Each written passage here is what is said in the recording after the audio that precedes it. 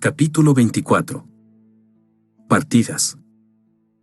Paje se dio la vuelta en su cama de arena y olisqueó. Había un extraño olor en el aire, como el que deja un relámpago, y le acompañaba un sonido. ¿Un trueno? La mujer se incorporó. El apartamento estaba cálido, indolente con la tarde, y las paredes crujían de vez en cuando.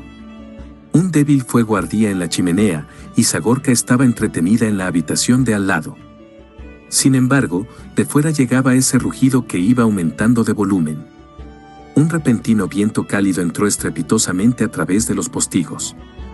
Las sábanas se levantaron de la cama y el papel voló de la mesa y salió por la ventana. Paje se puso de pie, un duro trabajo para una embarazada de 10 meses. El suelo de piedra estaba frío bajo sus pies desnudos, pero todo lo demás se sentía caliente.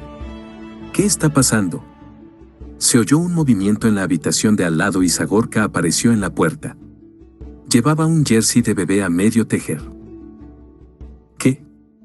El suelo se sacudió bajo ellas, flexionándose como un músculo, y lanzó hacia atrás a las dos mujeres. Paje aterrizó en la cama de arena y el bebé dio una patada, enfadado. Zagorka entró tambaleándose en el otro cuarto. Antes de que ambas mujeres pudieran levantarse, las paredes comenzaron a retorcerse y a crecer. El techo se alzó y las piedras se estiraron como si fueran piel. La cama de Paje cambió, transformando las partículas de arena en pedazos de grava. Salió rodando de la cama y se sujetó al suelo, pero las losas de este también se agrandaban. «Zagorka», gritó. «Ya voy», contestó la anciana. A través de la puerta deformada, Paje alcanzó a ver a la mujer arrastrándose hacia ella. Los postigos de la puerta se enroscaron como si fueran serpientes y el dintel se encogió. Con un fuerte estruendo, los dos lados se unieron y fusionaron dejando encerrada a Zagorka. La juntura donde antes había estado la puerta ascendió a toda velocidad por la increíblemente alta pared, como si la anciana y la habitación donde estaba se alzaran hacia los cielos. Mientras Paje la veía alejarse, sintió un tremendo vértigo causado por una rápida caída. Una mujer era elevada a los cielos mientras la otra descendía a las profundidades. Paje solo pudo pegarse al suelo. 3 paredes y el techo se desvanecieron y el mobiliario cayó a la calle que temblaba. De repente estaba al aire libre y, a su alrededor, santuario crecía. Los edificios salían disparados hacia arriba como hojas de hierba veloces y curvadas que buscaran el sol. El suelo donde estaba tendida se fusionó con la calle y Paje se agarró fuerte. ¿Qué más podía hacer? Ni siquiera comprendía lo que estaba sucediendo. A su alrededor se reunió una sección de glifos que formaron un círculo vigilante y uno de ellos habló en la lengua común. «Es hora de que te marches, madre». Paje levantó la mirada hacia la enorme torre donde Zagorka estaba atrapada y que sobresalía por encima del acantilado. ¿Qué está ocurriendo? El glifo la miró con ojos extraños y su voz sonó casi compasiva. Nuestra ciudad ha renacido. Nuestra madre la ha creado. Le ha dado un nuevo cuerpo a Aberru. Eso es lo que hacen las madres del mundo, dar a luz a los Númena. ¿Vuestra madre?», repitió Paje poniéndose lentamente en pie. «Sí, Zagorka es nuestra madre. Ella ha dado a luz esta ciudad, que será el cuerpo de Aberru. Ha esperado 20.000 años para regresar y ella le ha dado un cuerpo». Los ojos de Paje se estrecharon al mirar a la torre que encerraba a su amiga. «Zagorka», dijo con incredulidad. «¿Vuestra madre?». «Sí, y tú también eres una madre del mundo, pero no nuestra madre. Tu hijo será Kuber, y debes marcharte ahora a sus tierras para darle a luz». Paje solo podía mover la cabeza con incredulidad. «Hay otra madre del mundo que ya ha parido a su hijo Numen, Akroma». Se le apareció en un sueño y una visión a Ixidor y lo transformó, lo inspiró para darle sustancia y lo lanzó a una muerte de la que podría regresar como un verdadero Numen. Incluso levantó un clero y un ejército para él. Estas cosas eran las últimas que había escritas en el gran hechizo de Aberru, escritas en nosotros. Hay más, pero todavía no es el momento de que las conozcas. La criatura carmesí hizo una pausa con reverencia. «Ahora debes irte. Vuelve al Coliseo y da a luz a la criatura que llevas dentro. Paje se miró a sí misma, descalza y débil con un niño, vestida solo con un camisón de dormir. ¿Me vais a enviar así al Coliseo? El rostro del glifo era implacable. Sí. El niño y los miedos de llevarlo son tuyos. Con esas palabras, las criaturas carmesíes se separaron y señalaron el camino. Mirando una última vez a la torre donde Zagorka estaba prisionera, Paje partió. Sus pies conocían el camino. La calle conduciría a un sendero y el sendero al pantano, y el pantano al Coliseo, y el Coliseo a Virot. Si ese largo viaje no la mataba, seguramente lo haría el hombre que esperaba al final. Un variopinto grupo se dirigía lentamente hacia el este por la escarpadura de Coria. Esas 100 almas eran los únicos testigos que habían sobrevivido a la metamorfosis de Santuario. La mayoría habían tropezado literalmente con la salvación. En un momento dado, estaban huyendo en lo alto de la escarpadura de la sed de sangre de los glifos, y al siguiente habían caído dentro de una u otra sala, extraña y tranquila, apoyados contra una pared y viendo a más gente caer a través del mismo agujero en el aire. Fuera donde fuere que hubieran aterrizado, era mejor que donde habían estado. Todos esperaron dentro de los no hombres mientras estos corrían fuera de la ciudad. Así, Umbra, Fajín y Chaleco habían salvado cada uno casi 30 almas. Otros habían escapado por su cuenta. Ceño de Piedra se había abierto el camino a la salvación luchando. Chester, el mulo, había huido dando coces, destrozando muros y a los hombres rojos que los patrullaban. Elionobai y algunos elfos más lo habían conseguido gracias a sus rápidos pies. Cuando llegaron a una amplia meseta, el elfo pidió un alto y el cansado grupo se detuvo. La mayoría cayó al suelo y se sentó, jadeando. Durante un rato, el sol del ocaso calentó sus polvorientas espaldas, pero pronto se alzó una gran sombra desde el lejano oeste, una sombra lanzada por la ciudad de Aberru. Era una monstruosidad roja sobre la escarpadura, un cactus rampante con miles de brazos y millones de puntas. Los glifos se aglomeraban en cada grieta como un ejército de hormigas.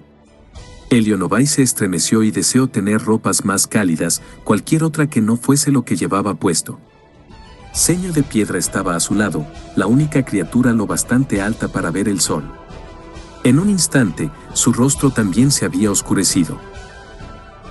«Acamparemos aquí esta noche, pero no podemos quedarnos mucho tiempo», dijo el elfo. «No tenemos agua, refugio ni comida. Por la mañana tendremos que elegir nuestro camino». «Yo no puedo ir con vosotros», explicó el centauro. «He elegido un camino distinto». Su enorme mano se movió hacia el hacha que llevaba en la cintura. «Allí hice un buen uso de esto, pero hay alguien que puede hacerlo mejor». Elionobai cogió aire profundamente y lo expulsó con lentitud. «Sentiremos hacerlo sin ti. Deberíais alejaros de la guerra», dijo otra voz, como si el mismísimo aire hablara. El elfo sonrió. «¿Estáis los tres aquí, Umbra?» «Sí», respondió el hombre de sombra, «y creemos que deberíais ir a Erosia.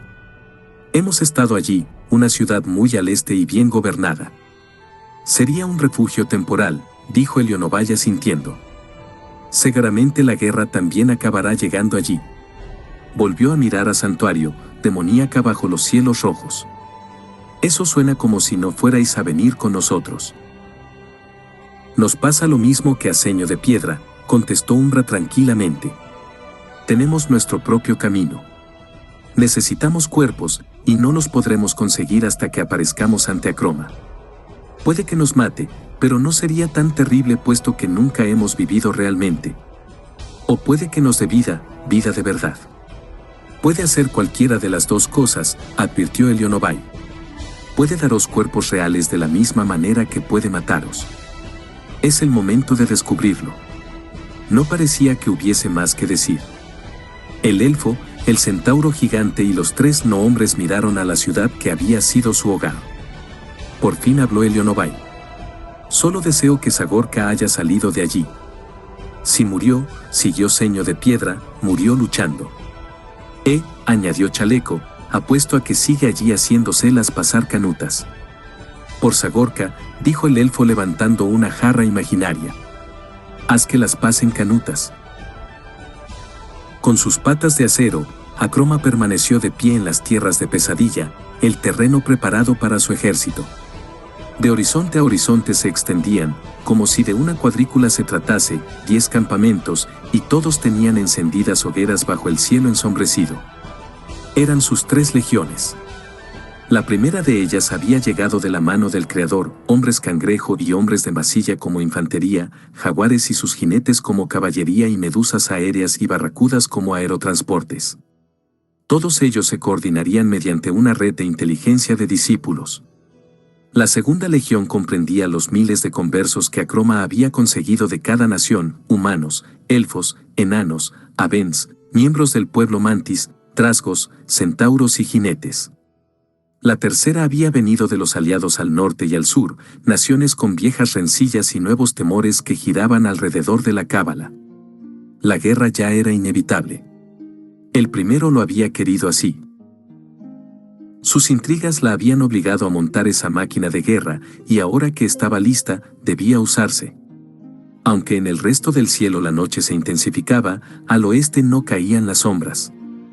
En su afiebrado color, una única estrella azul tembló.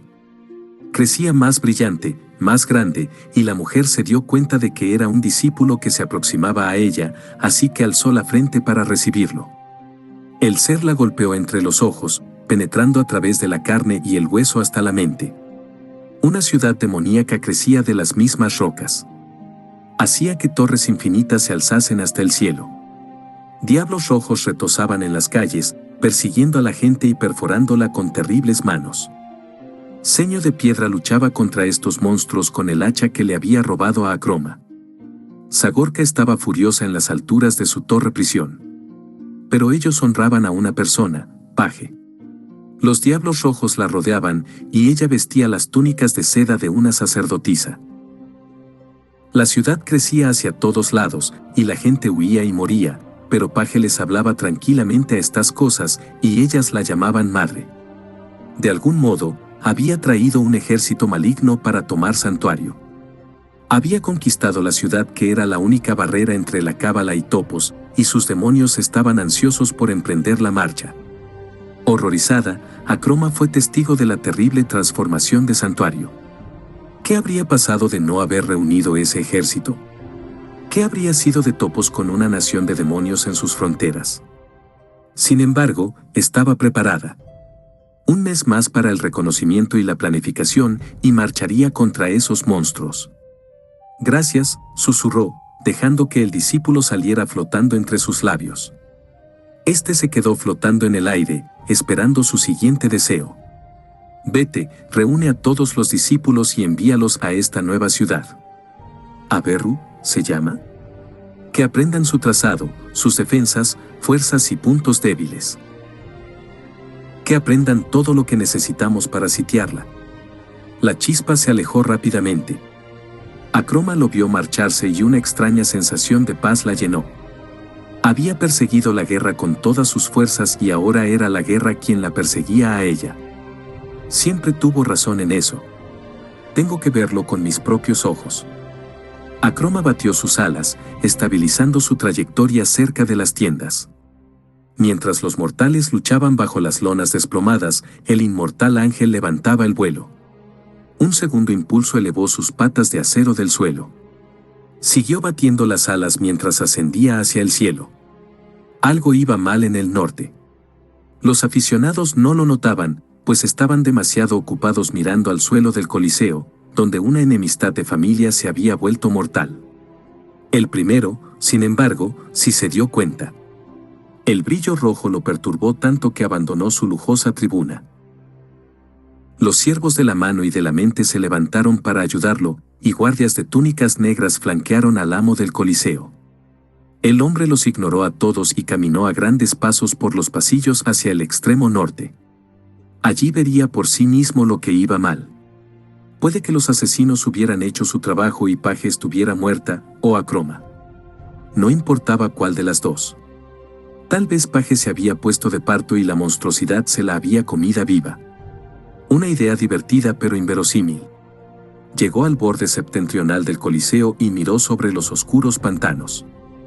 Aquí y allí aparecieron fuegos fatuos que iluminaban cortinas de musgo o los restos de árboles muertos. Al norte, el cielo brillaba con un color rojo inflamado. ¿Cuál podría ser la causa de la extraña luz?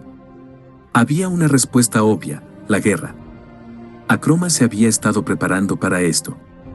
Había convertido a gente de todo el continente y la había reunido en topos. Los espías hablaban de 3 legiones, una formada por conversos, otra de aliados y una tercera de monstruos. Tales informes resultaban alarmantes, por supuesto, pero el primero había reclutado 3 legiones de muertos vivientes y los tenía esperando el momento oportuno bajo las marrones aguas del pantano. No era el tamaño del ejército de Acroma lo que le asustaba, sino sus motivos. Las tropas de la mujer eran fanáticas, determinadas e implacables. Habría guerra porque Acroma quería guerra. Una oscura figura flotó en el cielo. Era pequeña y delgada como una herida de navaja. La línea latió una vez, y otra, ensanchándose. Era negra y reluciente, cubierta de plumas, con un pico afilado y curvado. El pájaro planeó hacia lo alto del Coliseo con los ojos de un naranja brillante. El primero solo esperó. Provisto de grandes garras, el enorme cuervo aterrizó, brincó por el borde, se acicaló las plumas de las alas y miró al hombre. La voz del pájaro era un grito chirriante, un sonido tan horrible que vació las 3 filas superiores del Coliseo. Santuario germina. Crece como trigo. Se levanta por encima de roca. Crece por debajo. Alrededor. Brilla. Las criaturas allí relucen como sangre. El primero asintió gravemente.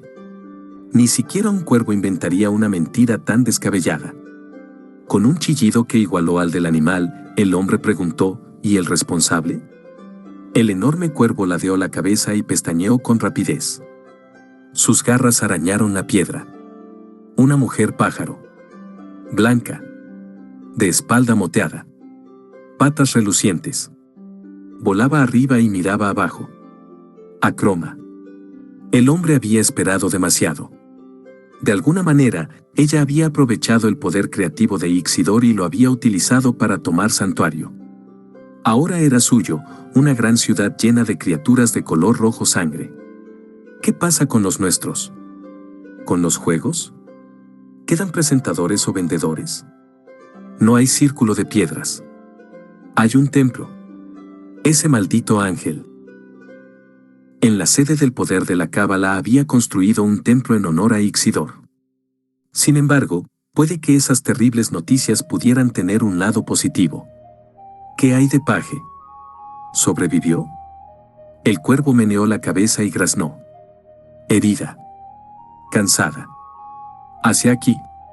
Hacia aquí. ¿Aquí? ¿Viene hacia aquí?, preguntó el primero. Sí. Sí, contestó el cuervo. Como si sintiera el mal humor de su amo, el pájaro saltó para alejarse del baluarte. Extendió sus alas y se lanzó al aire. Graznando como un loco, se alejó.